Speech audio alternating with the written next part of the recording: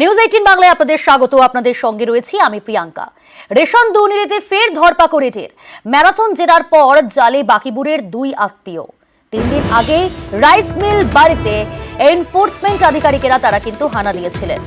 দীর্ঘক্ষণ তল্লাশি অভিযান চালানো হয়। অর্পিতা রয়েছে আমাদের সঙ্গে সরাসরি। অর্পিতা, কিভাবে ইডির জালে এই দুই অভিযুক্ত?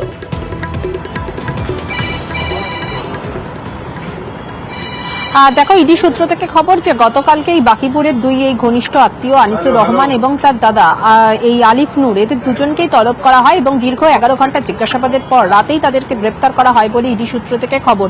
এবং এই দুজনের থেকে মূলত কিন্তু যেটা জানার চেষ্টা করেছিল ইডি আধিকারিকরা, যে তাদের বাড়িতে যখন তল্লাশি অভিযান চলে এবং সেখানে যে চালকল রয়েছে সেখানে যখন তল্লাশি অভিযান যখন চলে সেই সময় বেশ কিছু তারা নথি ডকুমেন্ট পায়। এমনকি এই দেগঙ্কার, যিনি কিনা তৃণমূলের ব্লক সভাপতি আনিসুর রহমান, তার বাড়ি থেকেও কিন্তু টাকা উদ্ধার হয় বলে জানা গিয়েছে। সেই টাকা গ্রেপ্তার করা হয়েছে এবং সেখানে জানা যাচ্ছে আয়ের উৎস সম্পর্কে তিনি সঠিক তথ্য তিনি দিতে পারেননি। শুধুমাত্র তাই নয়, তাকে যে জিজ্ঞাসাবাদ করা হয়, কারণ রেশন দুর্নীতি মামলায় জ্যোতিপ্রিয় ঘনিষ্ঠ এই বাকিপুর এবং তারই যে দুই সাগরেদ বা তারই যে ঘনিষ্ঠ এই দুই আত্মীয়, তাদের মাধ্যমেও কিন্তু টাকা সাইফুন হতো, অর্থাৎ কালো টাকা সাদা করার যে প্রয়াস, বিভিন্ন জায়গায় যে টাকা খাটানোর যে অভিযোগ এবং টাকা যে হাত ঘুরে যে সেখানে পৌঁছাতো, সেই সম্পর্কিত একাধিক তথ্য জানতে চায় ইডি তদন্তকারী আধিকারিকরা। সেই সময়তে কিন্তু একাধিক বয়ানে অসঙ্গতি থাকায় এই দুজনকে গ্রেপ্তার করা হয়েছে, তাদেরকে মেডিকেলের জন্য নিয়ে যাওয়া হয়েছে এবং আজকে আদালতে পেশ করে ইডির আধিকারিকরা মূলত কিন্তু নিজেদের হেফাজতে চেয়ে তারা জানার চেষ্টা করবে যে এই র্যাকেটে আর কারা কারা জড়িত। কারণ টাকা যেভাবে, কালো টাকা যেভাবে সাদা করার জন্য বিভিন্ন হাত ঘুরে পৌঁছেছে, সেক্ষেত্রে রেশন দুর্নীতি মামলায় জ্যোতিপ্রিয় ঘনিষ্ঠ যারা ছিলেন তার মধ্যে কিন্তু এরা অন্যতম বলে, অর্থাৎ বাকিপুরের এই দুই আত্মীয় অন্যতম ভূমিকা পালন করেছে, এমনটাই ইডির দাবি। সেই জায়গা থেকেই দুজনকে গ্রেপ্তার করা হয়েছে, তাদের বয়ান রেকর্ড করা হয়েছে। তবে তাদের বয়ানে একাধিক জায়গায় অসঙ্গতি এবং অসংলগ্ন উত্তর থাকায় তাদেরকে গ্রেপ্তার করা হয়েছে বলে ইডির দাবি। এবং এই জায়গা থেকে যেটা মনে করা হচ্ছে যে এদেরকে আজকে আদালতে পেশ করে যে সমস্ত নথিগুলো পাওয়া গিয়েছিল তাদের বাড়ি থেকে, সেই সমস্ত নথি দেখিয়ে তাদেরকে যখন গতকাল রাতভর যখন তাদেরকে জিজ্ঞাসাবাদ করা হয়, সেই সময় তারা কিন্তু সদুত্তর দিতে পারেনি এবং সেখানেই বেশ কিছু জায়গায় কিন্তু ধোঁয়াশা থাকায় তাকে গ্রেপ্তার করা হয়েছে এবং আজকে হেফাজতে নিয়ে তাদের থেকে যে সমস্ত নথিগুলি পাওয়া গিয়েছিল, যে সমস্ত মিসিং লিংক রয়েছে এই মামলাতে, সেগুলো জানার চেষ্টা করবে তদন্তকারী আধিকারিকরা। প্রিয়াঙ্কা, সঙ্গে থাকে অর্পিতা। এদিকে রেশন দুর্নীতিতে দুবাই টাকা পাচার বারিক বিশ্বাসের, তাকেও তলব করা হয়েছে সিজিওতে আজই। অর্পিতা রয়েছে, আজ কখন তলব করা হলো বারিক বিশ্বাসকে, এবং একই সঙ্গে অর্পিতা জানতে চাইবো যে এখনো পর্যন্ত এই রেশন দুর্নীতি কাজে আর কি কি চাঞ্চল্যকর তথ্য সামনে আসছে, এই সূত্রে কি জানা যাচ্ছে?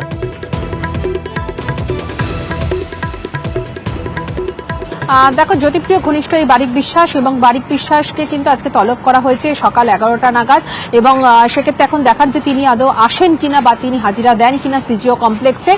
তবে এই প্রসঙ্গে তোমাকে জানিয়ে রাখি যে কেন্দ্রীয় তদন্তকারী সংস্থার আগে সিআইডি অর্থাৎ রাজ্য পুলিশের গোয়েন্দা দপ্তর তাকে কয়লা পাচার মামলায় তাকে গ্রেপ্তার করেছিল কিছু বছর আগে। মূলত কিন্তু এয়ারপোর্টের যে নারায়ণপুর যে এলাকা, সেখান থেকে তাকে গ্রেপ্তার করা হয়েছিল, কারণ ইসিএল এর যে কয়লা খনি, সেখান থেকে যে কয়লা সেখান থেকে কিন্তু পাচার করা হতো বলে অভিযোগ এবং তার একটি স্পঞ্জের কারখানা ছিল, তার আড়ালেও কিন্তু এই ধরনের পাচার চলতো বলে অভিযোগ ছিল। সেক্ষেত্রে সিআইডি কিন্তু তাকে গ্রেপ্তার করেছিল এবং বেশ কিছু বছর থাকার পর সে জামিন পায় এবং আব্দুল বারিক বিশ্বাসকে এবারে কিন্তু একেবারে অন্য একটি মামলায় তাকে তলব করেছে সিজিও কমপ্লেক্সে। এবং এই যে জ্যোতিপ্রিয় যে ঘনিষ্ঠ এই আব্দুল বারিক, তার যে ডিটেলস এবং বেশ কিছু তথ্য এবং বেশ কিছু তাদের হাতে প্রমাণ রয়েছে, যা দেখিয়ে তাকে আজকে জিজ্ঞাসাবাদ করার কথা রয়েছে এবং সেক্ষেত্রে তিনি কি উত্তর দেন সেটাই এখন দেখার। কারণ এই ইতিমধ্যে যে দুজনকে গ্রেপ্তার করা হয়েছে সেই চক্রের সঙ্গে এদের কোন রকম কোন লিঙ্ক আপ ছিল কিনা, কারণ আব্দুল বারিক বিশ্বাস এর আগেও যেহেতু সিআইডির হাতে সে গ্রেপ্তার হয়েছিল অন্য একটি মামলা অর্থাৎ কয়লা পাচার মামলায়, সেক্ষেত্রে কোনো তথ্য বা এভিডেন্স বা কি কি রয়েছে সেগুলো কিন্তু খতিয়ে দেখতে চাচ্ছে আধিকারিকরা। আজকে বলা হয়েছে বারিক বিশ্বাসকে, বারিক বিশ্বাস আদৌ তিনি সিজিও কমপ্লেক্সে আসেন কিনা, যদি আরেকবার প্রশ্নটা করো। বারিক বিশ্বাসকে কি আর কোনো তথ্য নিয়ে আসতে বলা হয়েছে, আজকে কোনো নথি নিয়ে আসতে বলা হয়েছে?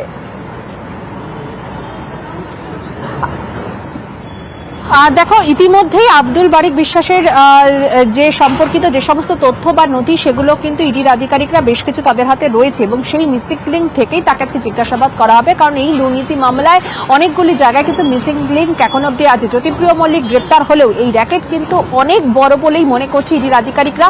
আর সেই জায়গা থেকেই একদিকে যেমন বাকিপুরের ঘনিষ্ঠ আত্মীয়রা যেমনভাবে গ্রেপ্তার হয়েছে, তেমনি আব্দুল বারিক বিশ্বাসের যে ভূমিকা সেটাও কিন্তু গুরুত্বপূর্ণ। কারণ বিদেশে যে টাকা যেত সেই কালো টাকা সাদা হতো কিভাবে, কোথায় কোথায় কাদের মাধ্যমে হাত ঘুরে এই সাইফুন হতো, সেই সম্পর্কিত তথ্য চাইছে ইডির আধিকারিকরা। তার কারণ যে তার যে সোর্স অফ ইনকাম তার সাথে কিন্তু একটা বিস্তর ফারাক রয়েছে বলে ইডির আধিকারিকরা মনে করছে। সে কারণে তাকে ক্ল্যারিফিকেশন এবং তার সঙ্গে এই যে বিভিন্ন মাধ্যমে যে টাকা সাইফুন হয়েছে সেই সম্পর্কিত তথ্য জানতে চাইছে ইডির আধিকারিকরা। সেই কারণেই মূলত আজকে তলব করা হয়েছে।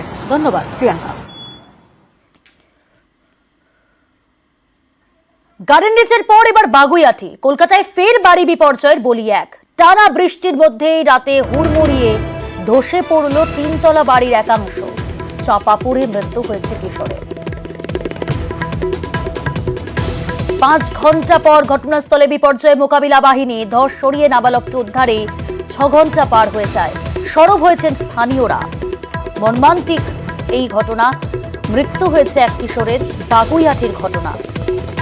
গার্ডেন রিচের পর এবার বাগুইআটি। বিশ্বজিৎ রয়েছে। বিশ্বজিৎ, কিভাবে ঘটলো এই দুর্ঘটনা এবং একই সঙ্গে জানার চেষ্টা করব তোমার কাছ থেকে পরিবার পরিজন তারা কি বলছেন, সেই সময় বাড়িতে কতজন ছিলেন?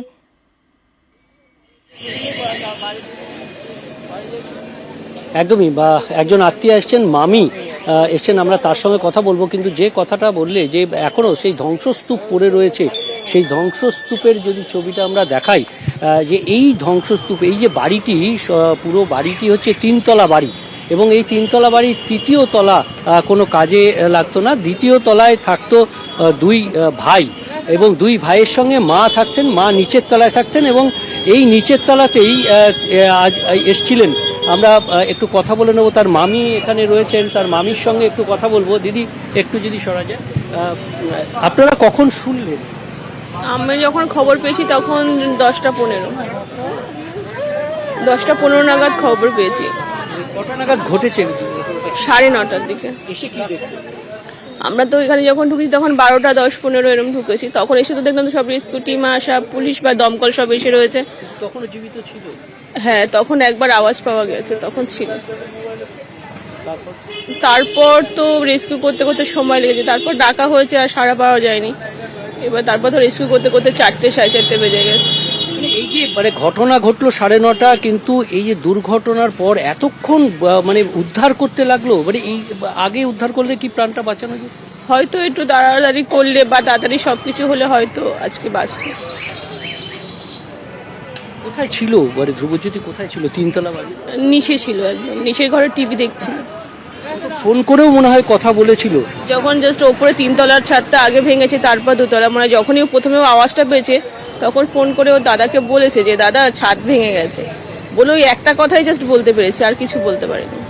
ধ্রুবজ্যোতির কে হয়? আমি মামি হয়েছি। এই যে বাড়িটা তৈরি হয়েছে, ওর বাবা কৃষ্ণ মণ্ডল বাড়িটা তৈরি করেছিলেন, সেখানে আমরা দেখছি কোনো লোহার রড নেই। এবার উনি কিভাবে জানেন? আমরা তো এখানে ওনার সঙ্গে থাকতাম না, শুনেছিলাম বা আত্মীয় হিসাবে হয়তো বারণও করেছিলাম, কিন্তু এবার ওনার মর্জি, উনি তখন করেছিলেন। এবার আমরা তো সেটা বলতে পারবো না। ঠিক মতো বাড়ি হলে তো এটা হয়তো সেটা আজ এই বিপদটা হতো না। এর আগে কি পুরসভা বা কেউ সতর্ক করেছিল যে সেটা বলতে পারবো না, আমরা আসলে সেভাবে তো আসা হয় না। সেটা আমরা কোথাও ফাটল ধরেছিল? ওরা কি বাড়ি খুঁজছিলেন?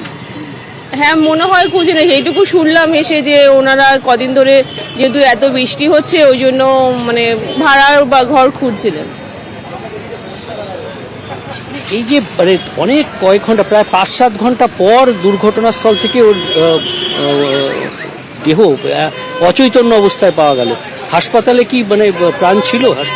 না, যখন আমরা নিয়ে গেছি, আরজি করে নিয়ে যাওয়া হয়, নিয়ে গেছি তখন ডক্টর দেখলে সবভাবে। তা এখনো তো পোস্টমর্টম করার জন্য বলেছেন। পোস্টমর্টম এখনো করা হয়নি, আমাদের কিছু কাজ বাকি আছে। এখনো থানায় কিছু কাজ বাকি আছে বলে এখন হরিয়ানার মর্গে আছে। কিন্তু ডক্টরকে জিজ্ঞাসা করলাম, তো ডক্টর বললেন যে আন্দাজ মতো 3-3.5 ঘন্টা আগেই এক্সপায়ার হয়ে গেছে। ঘটনার থেকে রিকভারি উদ্ধার কাজ যদি একটু তাড়াতাড়ি হতো তাহলে অত্যন্ত মর্মান্তিক পেতাম হয়তো ওকে। তার মামির বক্তব্য শুনলাম আমরা। যে ঘটনা ঘটেছে বাগুইআটিতে, সেখানে এরকম তিনতলা বাড়ির একাংশ ভেঙেই এক কিশোরের মৃত্যু হয়েছে। ধন্যবাদ বিশ্বজিৎ, পরিস্থিতির ওপর নজর রাখুন।